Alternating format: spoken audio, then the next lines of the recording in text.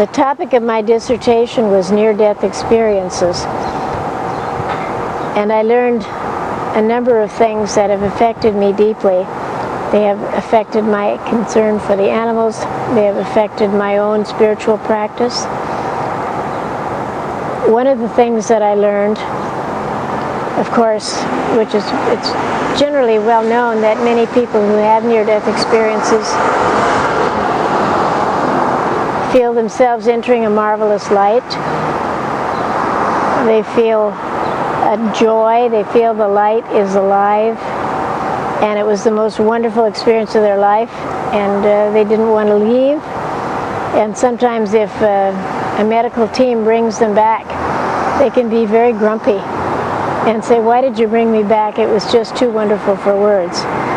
Well, these experiences, of course, do give me faith that love is the last word.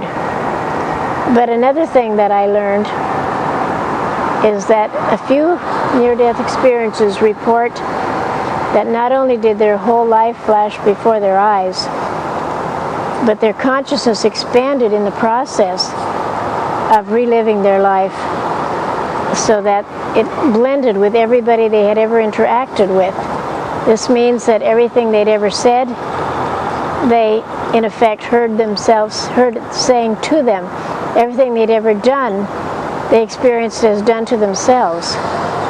One experiencer talked about a fist fight that he'd started, or at least he'd essentially provoked it.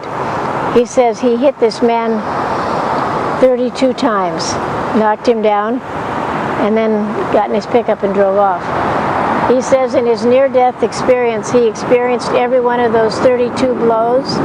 He knew all sorts of things about this man. He knew he was drunk and was crossing the street carelessly because his wife had died and he was in grief. He knew the bar stool where the man had sat drinking himself to as much oblivion as he could. He knew all sorts of things about his personal life. And so this really reinforces the line, no man is an island, no person is an island, no animal is an island. We really are all one. And we don't feel it now. We feel like separate capsules most of the time. But we have a sense that we should be compassionate toward others. Most of us do.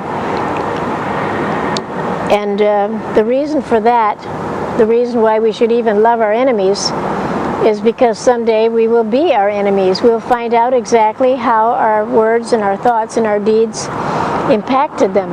Did it make them worse?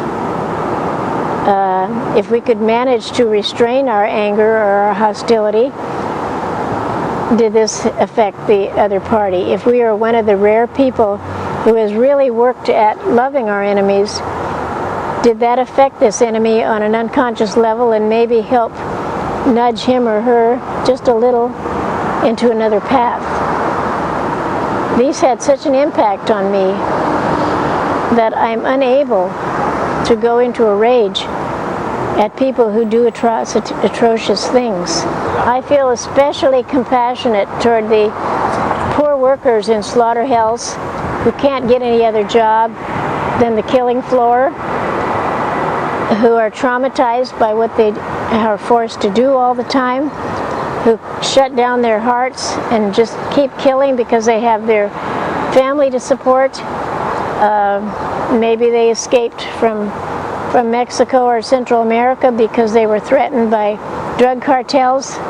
They're afraid of being reported to the authorities. They're afraid of complaining lest they lose this job. I mean, it sounds as though they're already in hell. And it just wrings my heart to think what they have to go through. And I feel compassionate toward the people who had a chance to open their hearts to the animals and have pushed it away and closed it down, because it's just that much longer that all the pain of these animals is going to be part of their consciousness, and they won't know it now. Eventually they will know when their consciousness spreads out to infinity.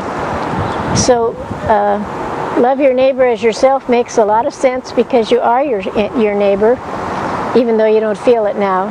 Love your enemy makes a lot of sense, because you have a vested interest in trying to nudge your enemy into finding who he or she really is in the divine spirit, and finding her true self to begin to love, to stop seeing the world as us and them, but to realize that whatever we do to the least of God's children, we do to God, and we do to ourselves.